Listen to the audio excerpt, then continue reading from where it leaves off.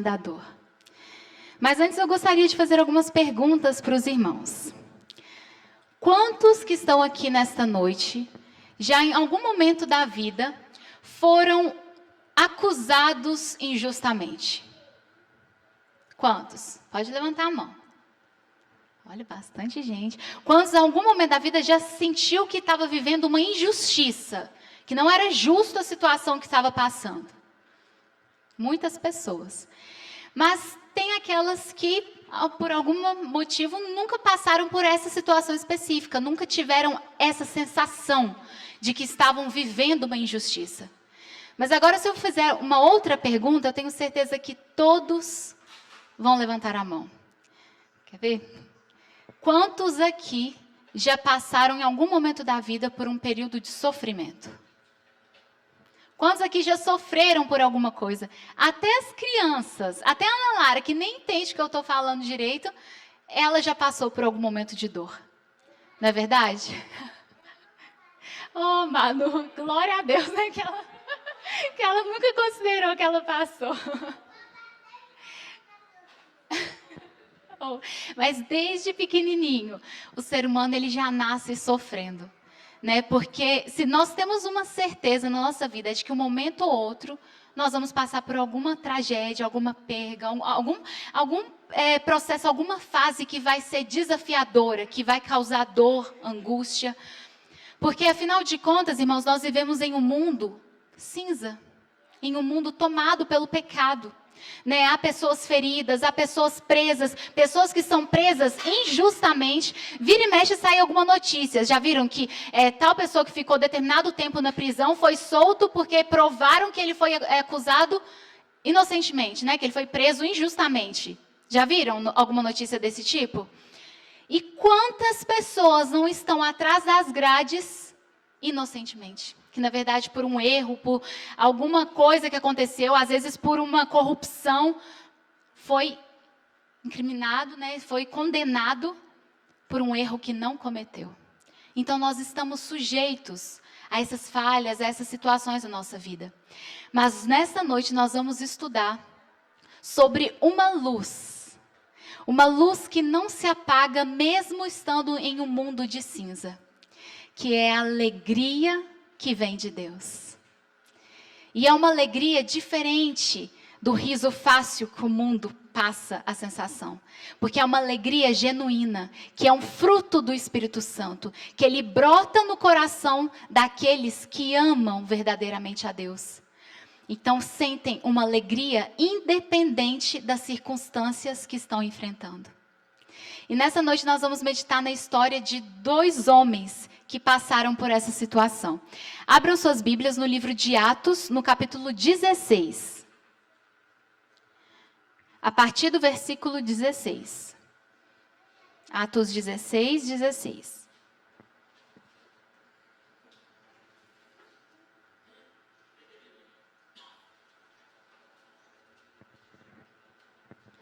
Diz assim: certo dia, quando estávamos descendo ao lugar de oração, encontramos uma moça escrava, possessa de um espírito que predizia o futuro e ganhava muito dinheiro para os seus donos.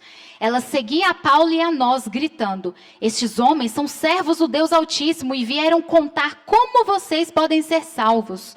Isso continuou dia após dia, até que Paulo, já muito indignado, voltou-se e falou ao espírito que estava nela: eu lhe ordeno em nome de Jesus Cristo que saia dela. E o espírito deixou a moça imediatamente. Com isso, acabaram as esperanças de riqueza dos donos da escrava. Eles então agarraram Paulo e Silas e os arrastaram à presença das autoridades na praça do mercado. E diante dos magistrados disseram: estes judeus estão perturbando a nossa cidade, estão ensinando o povo a fazer coisas contrárias às leis romanas. Logo formou-se uma revolta popular contra Paulo e Silas, e os juízes ordenaram que tirassem a roupa deles e os açoitassem. Depois de serem severamente açoitados, foram jogados no cárcere. O carcereiro recebeu instruções para vigiá-los com cuidado, e por isso os pôs no cárcere interno com os pés presos no tronco. Quem não conhece essa história? né? É uma história muito conhecida. É um dos momentos em que Paulo e Silas eles foram acusados injustamente. Mas logo no começo dos versículos que nos lemos, tem uma coisa que me chamou a atenção. O fato de que aquela mulher possuída, né, por um espírito maligno, ela estava falando algumas coisas. Ela estava declarando o quê? Que aqueles homens eram servos do Deus Altíssimo e vieram contar como vocês podem ser salvos. Agora eu te pergunto, ela estava dizendo uma verdade ou uma mentira? Então, por que no versículo nos fala que Paulo indignou-se com aquela declaração daquela mulher? Que ele ficou indignado com aquela situação. Que dia após dia eles passavam e ela vinha atrás, dando essa declaração. Mas não era uma verdade?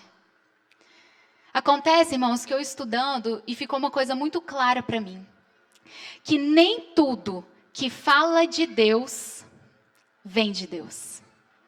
Nem toda verdade, se não for falada por uma pessoa que tem coerência na forma como vive, ela vai causar um impacto positivo. E Paulo sabia disso. Se o próprio Jesus ele foi acusado de ser o líder dos demônios, lembram naquele momento em que ele expulsou os demônios e as pessoas ficaram furiosas com ele? Imagina o que não falariam de Paulo e Silas. Então, já nesses versos, já nos tiram o ensinamento que nós precisamos ter cautela, até com as verdades que nos são apresentadas. Mas quando nós continuamos lendo os versos, nós vemos o que acontece. Ele expulsa o demônio, a pessoa, né, os chefes daquela mulher que lucravam com aquela possessão dela, tiravam vantagem daquela situação, eles ficaram irados. E logo reuniu várias pessoas, né, possuídas mesmo, porque a gente sabe que o inimigo usa essas pessoas para acusar os servos de Deus, e eles são lançados no calabouço, na prisão. E o carcereiro recebe uma ordem extrema para que ele vigiasse com a vida dele aqueles dois presos. Só que, irmãos, não era uma prisão igual a dos dias de hoje. Os cárceres, né, do Império Romano naquela época, eles eram como se fossem uma cisterna escura. Não tinha luz. Eram feitos de pedra, gelados. Então, eram úmidas, frias, sujas. Imaginem o cheiro. E eles ainda foram lançados na parte interna desse calabouço. E nas pernas deles foram colocadas troncos. E aqui nos diz que esses troncos, eles eram colocados de modo que quase deslocavam as articulações dos presos. Depois de terem sido severamente açoitados. Eles tiraram as roupas deles e os açoitaram Imaginem, irmãos, eles estavam machucados, com feridas expostas, e foram lançados e colocados diante de uma situação sombria dessa. Só que, quando nós continuamos lendo, algo nos surpreende. Vamos ler agora no versículo 25. Por volta da meia-noite, enquanto Paulo e Silas estavam orando e cantando hinos ao Senhor, os outros presos ouviam. Vamos parar por aqui por enquanto. A palavra de Deus nos revela que meia-noite eles oravam e cantavam. Irmãos, o que vocês fazem à meia-noite? Nós dormimos. Depois de um dia cansativo, de tudo que eles passaram, não era natural que eles estivessem o quê? Cansados ao extremo, que eles só quisessem ficar no silêncio. Sabe quando você está tão cansado, tão esgotado, que você não quer falar com ninguém? Você só quer ficar quieto? Mas eles tomam uma atitude que desafiou a lógica e pegou todos de surpresa daquele lugar. Eles simplesmente começam a louvar, a cantar. Irmãos, isso nos revela que o louvor ele tem um poder espiritual gigante, que nós muitas vezes negligenciamos. O louvor, ele move os céus, move a mão de Deus. Quando um servo de Deus, mesmo diante da dor mais intensa, decide louvar. Sabe por quê? Eu acredito que na Bíblia nos revela que foi à meia-noite, irmãos. Porque foi o período em que a dor estava mais intensa. Era quando as feridas estavam, sabe, gritando de dor. Tem uma informação popular que dizem que à noite tudo piora. Já vou falar? Quando você está sentindo alguma dor, chega à noite, parece que essa dor aumenta. Né? Se você está angustiado, preocupado, à noite aquilo se intensifica. Você não consegue dormir, você fica em alerta. Naquele momento, eu acredito que foi o pico da dor de Paulo e Silas. E por isso que a Bíblia também nos evidencia que naquele momento eles decidem louvar e orar a Deus. E aqui nos diz que os presos estavam ouvindo os louvores e a oração daqueles dois. Irmãos, dizem que quando você passa por uma dor e uma outra pessoa já passou por alguma situação como aquela, a empatia dela é diferente. Eu trabalho com uma mulher que quando a filhinha dela estava com 5 anos de idade, ela descobriu um câncer desses super agressivos que se desenvolvem rápido, multiplicam em 24 horas. Então, em um dia ela teve o diagnóstico do câncer da filha dela, no outro dia ela já estava em Belo Horizonte, a filha dela já estava na UTI. E ela conta isso, ela sempre conta essa história. Ela fala que quando ela chegou no hospital, a filha dela estava andando, falando normal. E os médicos já falaram, ela vai dar entrada na UTI. Ela falou, mas por quê? Eles disseram assim, acredite, mãe. Porque em menos de 24 horas ela não vai estar falando, ela não vai estar andando. E aconteceu. Então ela passou por uma dor muito forte, né? Aquela luta. E ela sempre fala comigo assim, Aline, só quem passou por um processo, quem conhece o que é o câncer, essa doença, que acompanhou de perto, sabe o que é isso. E eu entendo muito isso, porque quando eu ainda trabalhava na delegacia lá em cima, e tinha um despachante que ele sempre ia lá, e ele conhecia o meu pai, e a gente estava naquele processo, né? Meu pai tinha acabado de descobrir, ele estava sabendo. E eu lembro que ele chegou perto de mim, e ele falou assim, Aline, eu fiquei sabendo do seu pai. E eu sinto muito, porque eu já passei por isso com o meu. Irmãos, ele não precisava ter falado mais nada. Eu reconheci no olhar dele a dor que eu estava sentindo.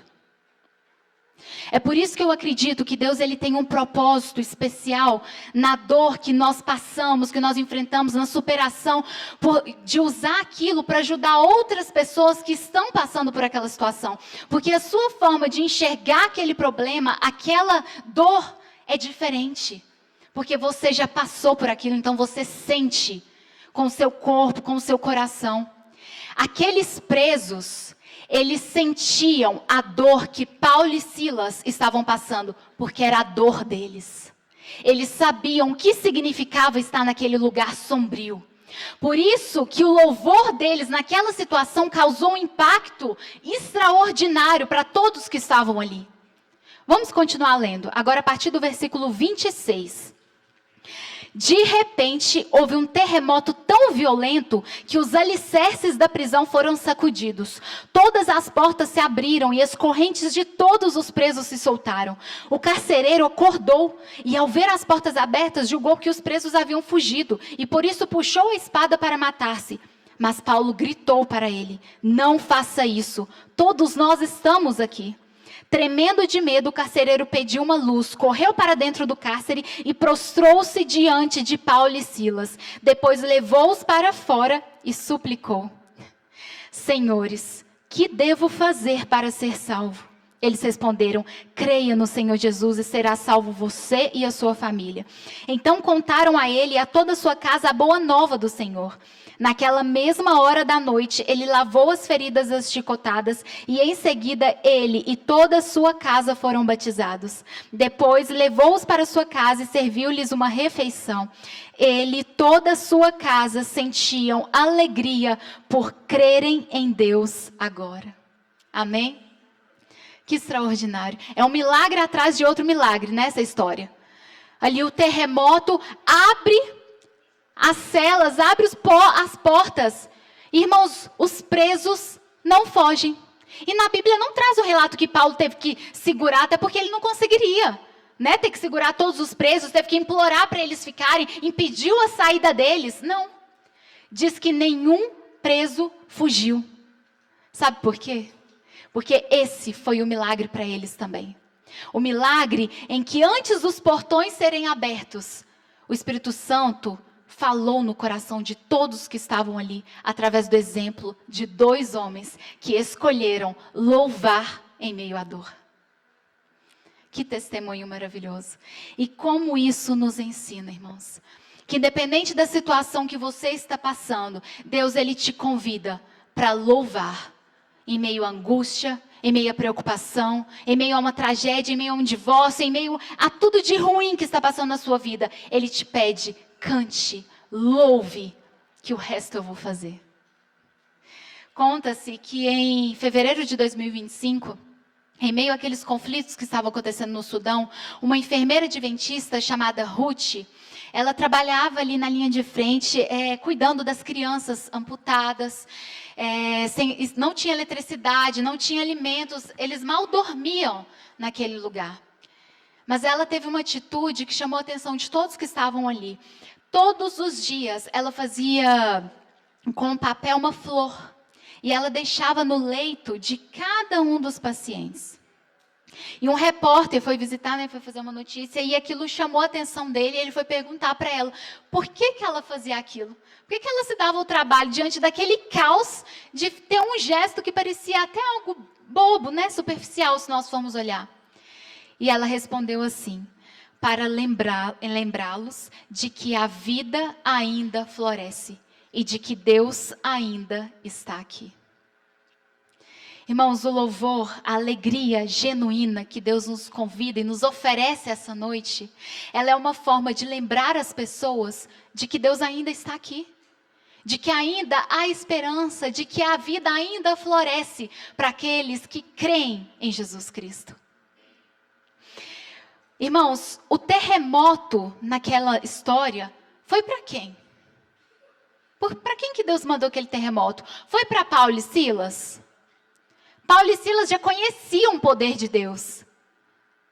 Isso nos mostra que muitas vezes Deus vai permitir coisas, terremotos na nossa vida, acontecimentos na nossa vida, não para impactar diretamente você, mas para impactar aqueles que observam a sua história. Porque as pessoas estão nos observando. Elas observam como você se comporta enquanto tudo está bem. Mas principalmente elas observam quando a sua vida desmorona. Qual é a sua reação? Você escolhe louvar ou você escolhe se prostrar e se render diante da tristeza, da angústia? Essa noite eu te convido para você erguer os seus olhos para o céu e confiar no Deus que permite o terremoto, mas que principalmente trabalha nos corações daqueles que parecem impossíveis e que junta essas pessoas e fazem com que elas trabalhem para o mesmo objetivo, para o mesmo propósito. Esses dias eu estava pensando lá em casa, a gente tem um grupo, o Fernando, eu, a Camila, o Johnny e o Éder, da liderança jovem, para a gente tomar algumas decisões, a gente fala que é para filtrar o Éder, sabe? Mas não adianta muito não, brincadeira. Mas eu estava pensando, qual a probabilidade de pessoas com características tão diferentes, igual nós, sermos tão amigos? Porque eu considero vocês como irmãos, sabe? Nossa, eu fico brava com o Éder igual eu fico com o Samuel. Sabe? E a gente é assim com a Camila, uns com os outros, irmãos, e a gente se ama, sabe? E a gente é uma família. E tem luta, tem alguns atritos, mas somos uma família. Sabe o que faz isso? É uma união que vem de Deus. É quando os objetivos, os propósitos estão alinhados pelo nome de Jesus. Então, há sintonia. A Rafa me falou assim, agora que eu estou mais próxima de Deus, eu não tenho mais contato com meus amigos, porque as conversas são diferentes, os gostos são diferentes. É isso que acontece. Porque você não consegue, se a pessoa não está no mesmo objetivo, se ela não quer o céu, se ela não ama Jesus, vocês se afastam.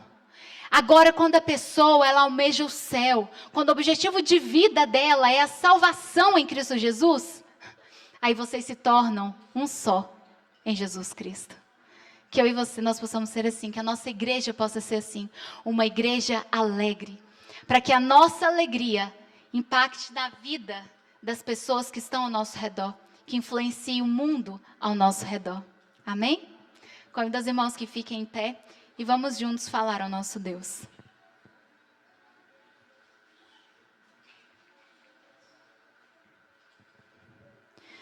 Querido Deus, Pai amado, te louvamos neste momento, ó Pai, porque temos a oportunidade maravilhosa de saber que o Senhor escolhe e o Senhor quer ouvir o nosso louvor.